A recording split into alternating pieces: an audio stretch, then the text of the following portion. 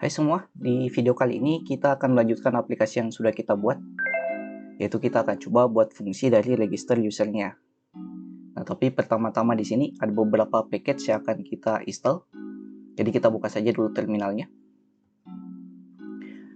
Nah, package yang akan kita install di sini ada dua di dalam server setnya. Jadi dia tidak masuk ke folder client, tapi masuknya ke folder volume app-nya langsung. Jadi kita install package di dalam Express.js-nya. Package-nya yaitu npm install validator.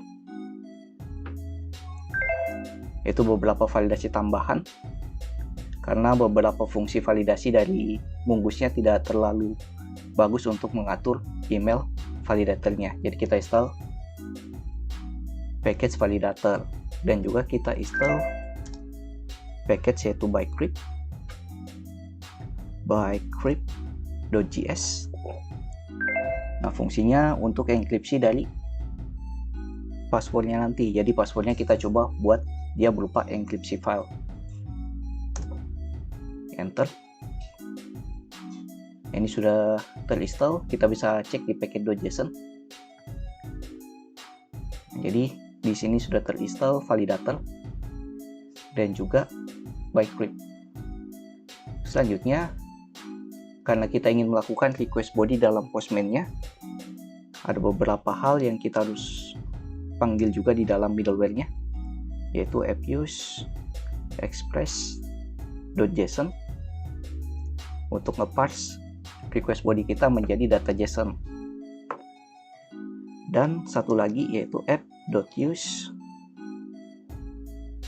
express.url encode extended true. Nah, kegunaan dari extended true-nya ini dari URL encode supaya di dalam postman-nya kita bisa aktifkan fungsi dari URL encode-nya untuk menginput request body-nya. Nah, selanjutnya di sini kita sudah buat di app. Kita masuk ke dalam modelnya. Kita buat dulu folder untuk model. New folder, models. Kita buat file di dalam modelsnya. Kita sebut saja namanya user.js.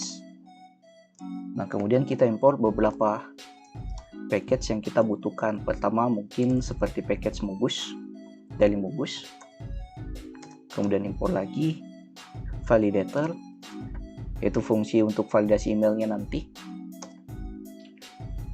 Dan satu lagi yaitu bycrypt from bycrypt.js, yaitu untuk enkripsi dari passwordnya. Nah, selanjutnya kita buat skema modelnya. Sini saya zoom dulu. User schema sama dengan new Mungus, panggil fungsi Mungusnya yang sudah kita import, kemudian jalankan fungsi skemanya berupa objek.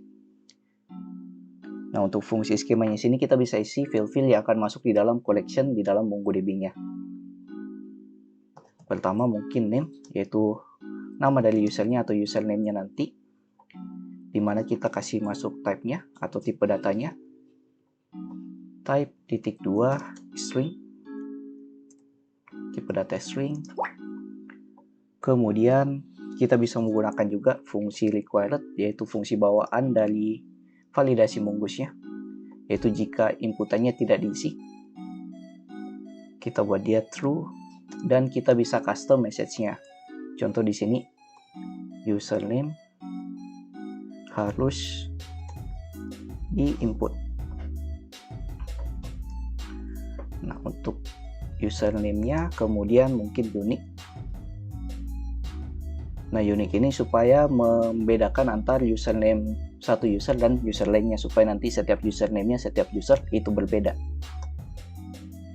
Kita buat dia jadi true. Kalau sudah ada username-nya, mungkin di sini kita buat username sudah digunakan untuk message error-nya. Nah, kemudian kita buat juga untuk fill-fill yang lain, seperti untuk email. Di sini untuk validasinya tipenya string, required true, email harus diisi, dan dia juga harus unique, email sudah digunakan. Gunanya supaya Jadi email yang digunakan untuk daftar tidak bisa digunakan untuk kedua kalinya lagi. Jadi kita buat dia unik di sini. Dan untuk validasi satunya, yaitu untuk validasi formatnya harus berupa email. Validate titik 2 berupa objek validator titik 2, kita panggil fungsi validator yaitu is email. Jadi formatnya harus berupa email yang kita masukkan juga message-nya yaitu inputan harus berformat email. Kemudian untuk password titik 2 kasih type yaitu string. Kita masukkan required juga, dia harus diisi. True. Password harus diisi. Kemudian di sini mungkin satu validasi lagi yaitu minlength gth. Oke. Nah, penggunaan dari minlength sini yaitu untuk jumlah karakter di dalam passwordnya. Kita buat saja minimal ada 6 karakter untuk mengisi passwordnya. Dan terakhir yaitu untuk role dengan tipe data string. Kemudian kita kasih enum, yaitu untuk role-nya cuma ada 2, yaitu user biasa dan juga admin. Dimana default-nya kalau role-nya tidak diisi, dia akan terisi dengan role-nya yaitu user. Seperti ini. Nah, selanjutnya kita coba ekspor user skemanya ini. Kita buat dulu variabel const user sama dengan bungkus buat model dengan nama modelnya yaitu user. Kemudian skemanya apa? Nah, skemanya berdasarkan yang kita buat tadi di atas ini yaitu user schema. Kita paste ke sini. Setelah itu kita ekspor default user kayak gini. Jadi kita ekspor variable usernya ini yang membuat modelnya berdasarkan skema yang kita buat. Selanjutnya kita masuk ke controller untuk mengatur fungsinya. Masuk ke controller, bagian out controller, fungsi register user yang ini. Tapi pertama-tama kita import dulu model yang sudah kita buat. User, from model user. Kemudian di sini kita gunakan try and catch. Jadi jika terjadi error dia akan tampilkan yang catch-nya ini. Kita atur di catch-nya di sini. Kalau dia terjadi error kita return respon dengan status 400 berupa JSON. Nah, 400 ini artinya bad request atau request yang dimasukkan validasinya salah atau error. Validasinya tidak sesuai dengan rules yang kita masukkan. Kita buat message-nya. Di sini error. Kemudian tampilkan errornya apa. Nah, kemudian di try-nya kita buat fungsi untuk masukkan datanya ke collection di database-nya. Sini kita buat dulu variable const create user sama dengan, dan jangan lupa di sini kita gunakan async wait yaitu untuk mengatasi asinkronusnya. Di async di sini dia tunggu dulu proses dari pembuatan usernya. Kemudian panggil modelnya user yang kita import. Jalankan fungsi create buat user baru berupa objek dengan name. Itu ambil dari request titik body titik name. Kemudian email ambil dari request body email, dan password itu ambil dari request body password. Dan satu lagi di sini yang hampir dilupa yaitu untuk membuat passwordnya terenkripsi. Jadi kita masuk ke user untuk melakukan keamanan dari usernya. Kita lakukan by crypt, kemudian kita buat setelah dia melakukan tambah datanya, atau sebelum melakukan tambah datanya kita enkripsi dulu passwordnya. Kita bisa gunakan di sini left circle dari bungkusnya, yaitu menggunakan play save. Jadi sebelum melakukan save datanya, kita jalankan user schema, play, save. Sebelum di save, dia akan jalankan dulu berupa function, dan functionnya kita gunakan asing. Nah, untuk di modelnya ini kita tidak bisa gunakan yang namanya arrow function, kita harus gunakan fungsi biasa. Asing. Kita buat dulu solve-nya. Solve. Untuk enkripsinya, wait by crypt, panggil fungsi yang kita import, titik gensol 10. Kita buat saja sini angkanya 10 sebagai default delay-nya. Kemudian this password. Jadi password yang kita inputkan kita isi dengan await await spasi by crypt titik hash enkripsi hash this password berdasarkan variable solve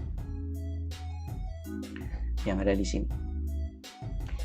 Nah, setelah kita buat untuk play-nya ini, jadi sebelum dia melakukan tambah usernya, dia jalankan dulu enkripsi dari passwordnya. Kita lanjut lagi ke out controller, kita atur responnya.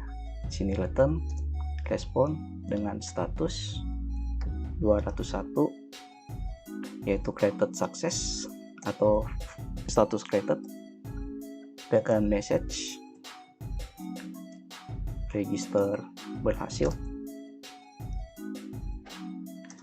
Kemudian datanya kita tampilkan berdasarkan data user yang baru terbuat dari create usernya ini. Ini sudah selesai fungsi dari register usernya. Nah, selanjutnya kita coba testing di Postman-nya. Kita jalankan dulu aplikasinya di terminal yang bagian kiri, yang ini mpn rundev. Oke, ada error di code kita. Kita cek dulu di controller, out controller. Ada yang salah di out controllernya. Kita cek dulu sini. Oh, di sini kita lupa kasih ekstensi filenya, yaitu JS dari import modelnya. Kita cek lagi di terminal. Nah, sudah jalan aplikasinya. Kemudian kita coba testing di Postman. Kita buka endpoint dari register. Di registernya kita coba dulu kalau inputannya tidak dimasukkan. Kita lakukan send.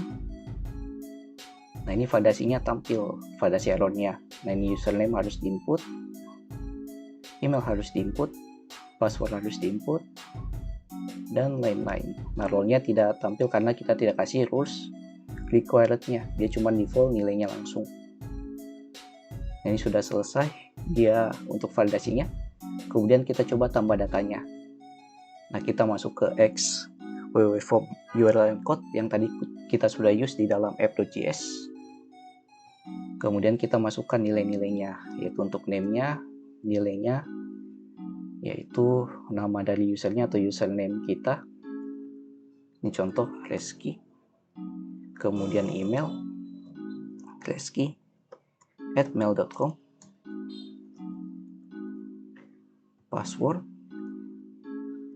Passwordnya mungkin kita buat 1-8 saja. Nah, 3 ini saja. Kita coba send. Oke, dia berhasil. Name, email, dan password dari usernya berhasil kita register, dan passwordnya di sini terenkripsi dengan baik. Nah, kita juga cek di dalam bungkusnya di Mau Atlas. Sini kita bisa cek di database kita, gross collection. Ini database-nya masuk di database forum dengan user key masuk dari user yang sudah kita register. Oke, kita berhasil untuk melakukan register usernya. Cuman masalahnya di sini kita belum mengatur yang namanya JSON tokennya. Yang kita akan coba untuk mengatur JSON tokennya di video berikutnya. Dan juga kita coba koneksikan dengan Mongo Kompas, yaitu Mongo Atlasnya ini. Jadi like videonya kalau kalian suka, dislike saja kalau tidak, share ke teman-teman kalian jika video yang dapat membantu teman-teman kalian juga. See you next video, have a nice day, and bye.